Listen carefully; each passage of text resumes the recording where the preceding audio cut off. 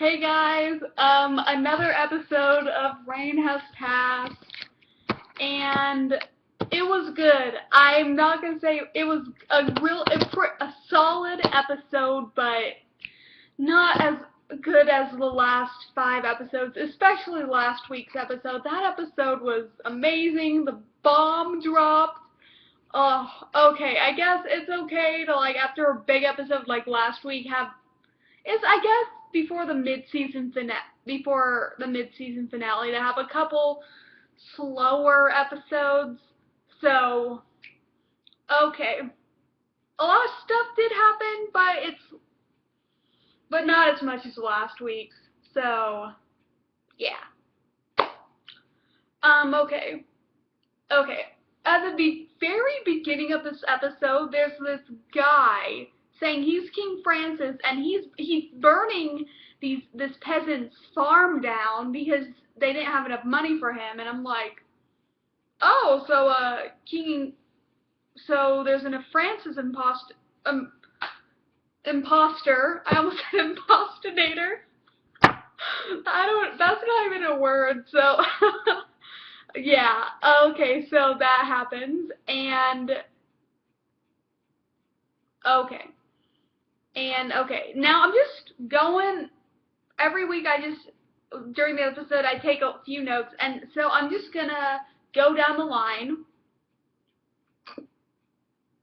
Okay, it turns out, okay, now we see Lola, she's reading this letter, and, her parents found out that her baby was not fathered by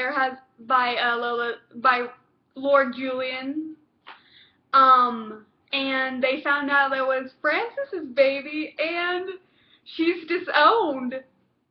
Like, her family seems like a bunch of a-holes.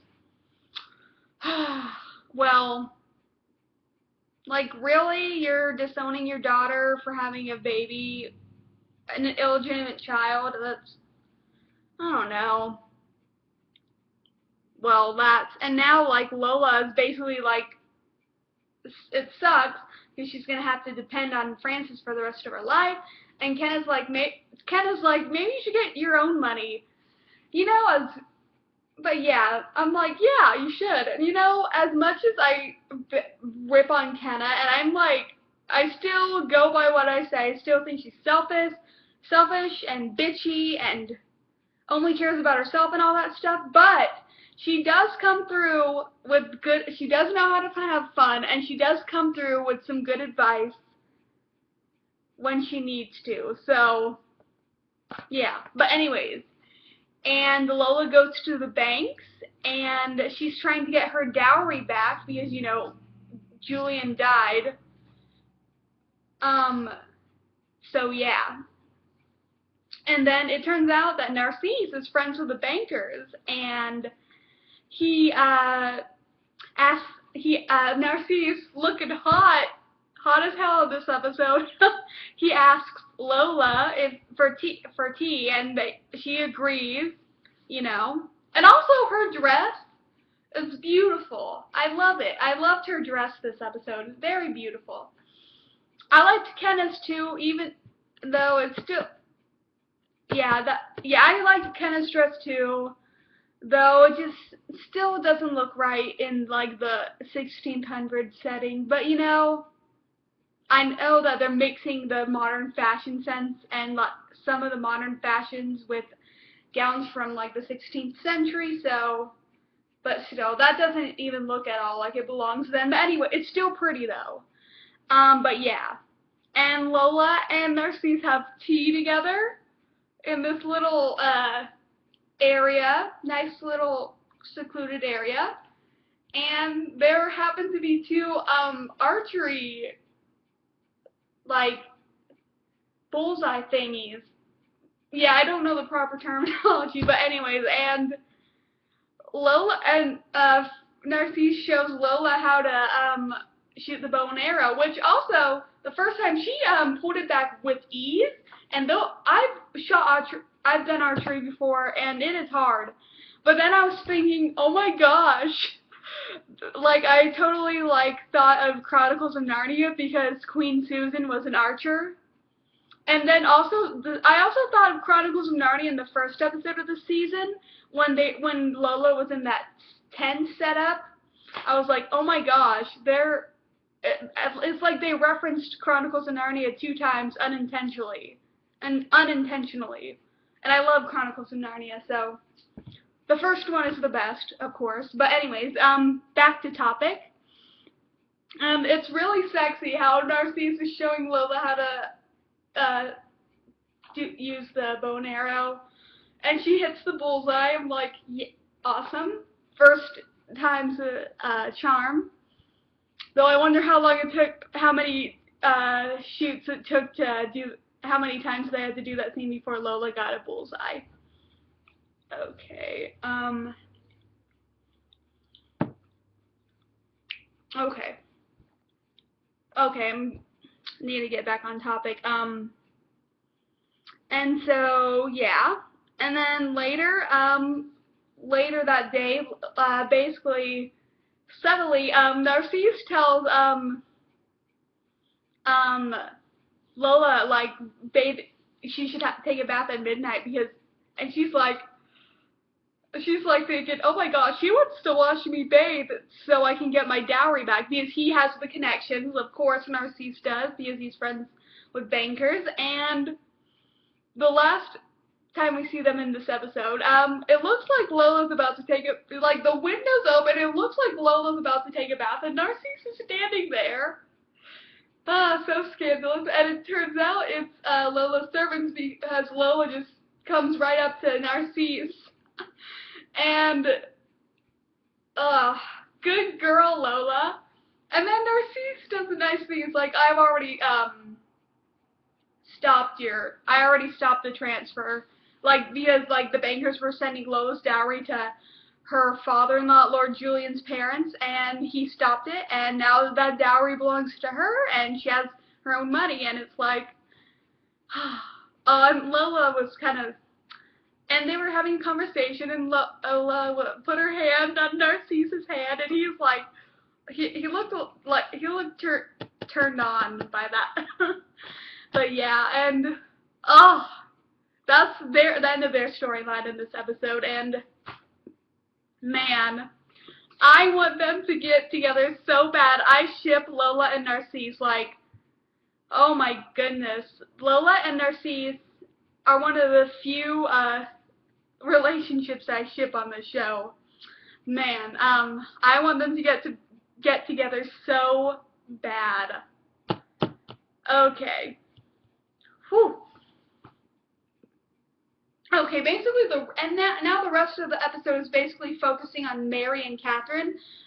Mary's like, she wants a little distance from Francis, you know, because how the episode ended last week, and Francis is staying in court because there's this Venetian dude, I don't know what Duke or something, and he's, or ambassador or something like that, and he's trying to keep him entertained, and they're trying to keep their alliance, you know.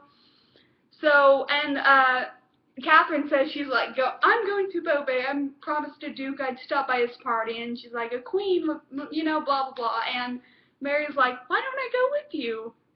So they go to Beauvais. They're on their way to Beauvais, and it turns out, and Mary, like, they're in the carriage, and Mary thinks they're going the wrong way, and Catherine's like, oh no, and then Catherine's, like, has this speech written, and Mary takes it, and, like, Mary realizes they're going to this village, you know, the one that Catherine sent the food to, like, that in her name, I guess, and she has a speech prepared, and, yeah.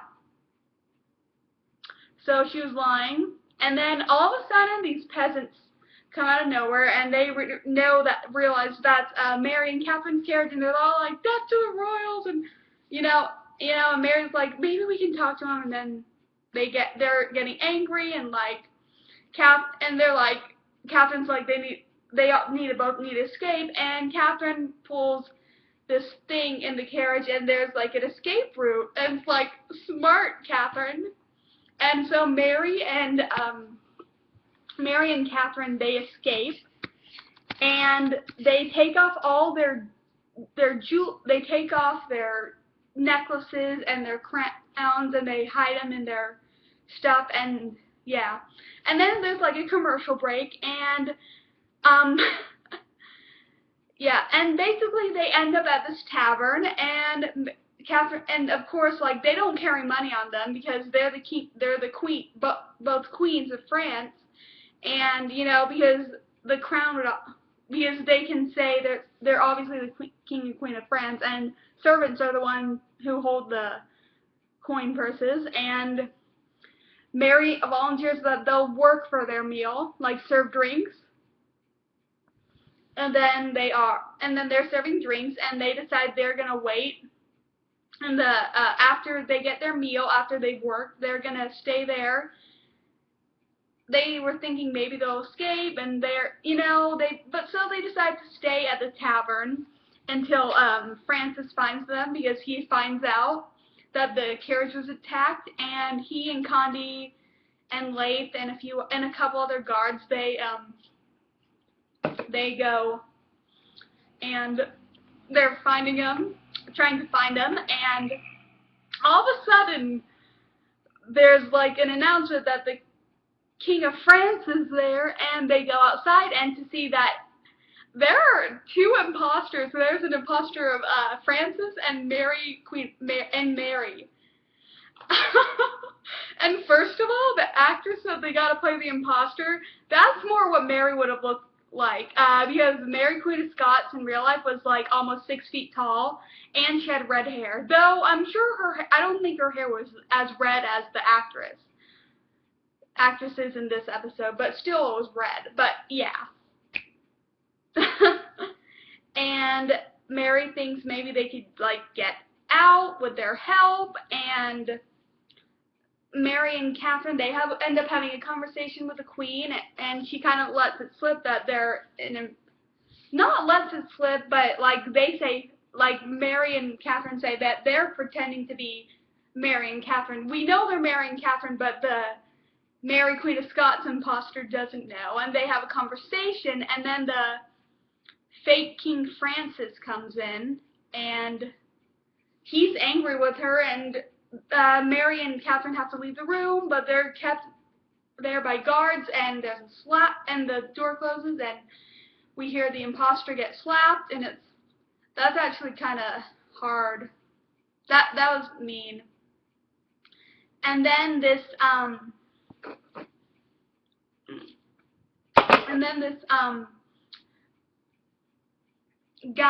I guess you could say, a soldier in armor, like with the fleur-de-lis and all that. He comes in, and he's first it seems like he's one of the soldiers at court, and but obviously he recognized that's Mary and Catherine, and he says he'll like take them back to court and all that, and he goes into the room and he kills the imposter King Francis and all the other guards, and then he takes her, the Mary, Queen of Scots imposter, and Mary and Catherine, and and we learn that that's the man. Because at first we think the Francis imposter is the Mary imposter's lover, but it's actually that guard who's not bad to look at. He was easy on the eyes. And they're planning to escape. They're gonna plan to like make a run for it, and Mary gives the Mary imposter a knife, because she's the only one who can get close to him, because they're lovers.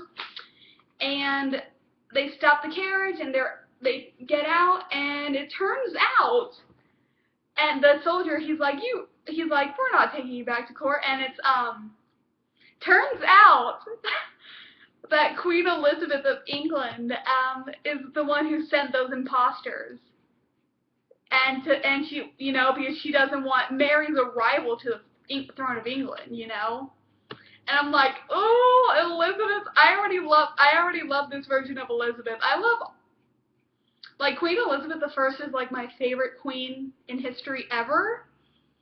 So, and I usually like every version of her, and I'm already like, yeah, I already like her more than I like Mary. Still like Mary, but not as much as Elizabeth. And we haven't even met this version of Elizabeth yet. They better, CW, you better do her justice. If you ever bring her into the show, you better do her justice. And if she has, the actress has red hair, make sure it looks natural, too. Not fake, dyed red hair, like natural. Anyways. Yeah, a little rant right there, but they better do her justice. They did not do Mary justice, even though I think Adelaide Kane has grown into her role as Mary Queen of Scots. They still, they better do Elizabeth justice, or else I'll be freaking pissed. But anyways, the Mary imposter tries to kill the guard. You know, she gets the knife. Obviously, she misses, and he headlocks her, and the real Mary's like, don't. She obviously doesn't want her to kill her, but he does, and she's dead. Also, this whole time she's wearing Catherine's tiara because Catherine not gave it to her, but let her wear it, I guess. And Mary, like, she hits this guy, and he falls down, and the horse hits him with his hoof, and he gets trampled to death by that horse. Yeah, that scene was really quick. It was still good, but it was just a bit too quick. But anyways, and then Francis and the gang, they catch up. They find Mary and Catherine, and it's great. There's a good reunion, and I'm like thinking, "Aw, Mary, you can't forgive him." So, you know, I'm thinking, oh my gosh, she's gonna forgive Francis. It's like, oh, after this day being apart and blah blah, everything that's happened. I'm like, no. So, but anyways, they go back to court, and because, oh yeah, earlier, like, Francis had learned, like, that old lady's whose farm was burned at the beginning of the episode. She's like, says that her house was burned by the king because she didn't pay enough, and then Francis realizes that there's an imposter out there, though she doesn't believe that's the king because, you know, you've obviously seen the episode, so you know. And now it's like the last minutes, and Francis and Mary goes to her chambers to prepare for bed, and Francis and Catherine, they have a conversation, and Catherine's like, oh, she thinks she can still have love and blah, blah, blah, and trust her husband, you know, and I'm, oh, Catherine. And then Francis and Mary have a conversation, and he's like, he says he apologizes, and he says he didn't mean it, blah, blah, blah, and he thinks that she forgives him, and they hug, and he's like thinking, oh, Mary's forgiven me, but we see Mary's face at the end, and it's like, she hasn't forgiven him. She shouldn't forgive him so easily. But yeah, that was the episode in a nutshell. I'd say this episode was a 3 out of 5 stars. It was still good. I'll still watch it a couple more times, but not as good as the other ones. Still good. Also, strike number 1, there was like, Conde got like maybe 2 or 3 lines in this episode. I know he can't be he can't be like the main center point of every episode, but still, we did not get enough Conde. That's like strike 1. And also, Greer and Castleroy were not in this episode, but it's obvious they're on their wedding tour, so we'll probably see them soon. But anyways, yeah, there was not enough Conde, but hopefully next week we'll get more Conde. And next week's episode looks like it'll be action-packed, and even though they didn't show in the trailer, I know that Francis' sister Claude will be coming to court, and I can't wait. So that'll probably be in the Canadian trailer, which I will watch that. But yeah, But like I said, this was a good episode, not as good as the others. Still 3 out of 5 stars. But, and, yeah. And no, also, like, the comedy in the show, it's like, I never laugh at, when they're, like, actually trying to make a joke, joking around, I still never laugh. I always laugh at the times I'm not supposed to laugh, which is not good. I still love the show, just, I laugh at the things that aren't supposed to make you laugh. But yeah, I was hoping this episode would be another 5 out of 5, but it's not. 3 out of 5, but it's okay. I mean, if every episode is like a 5 out of 5, it's like, actually that'd still be great if every episode was a 5 out of 5, but still good. I'll watch it a couple more times, but yeah, tomorrow, Legend of Korra and Interstellar reviews, and yeah, I will see you guys later. Bye.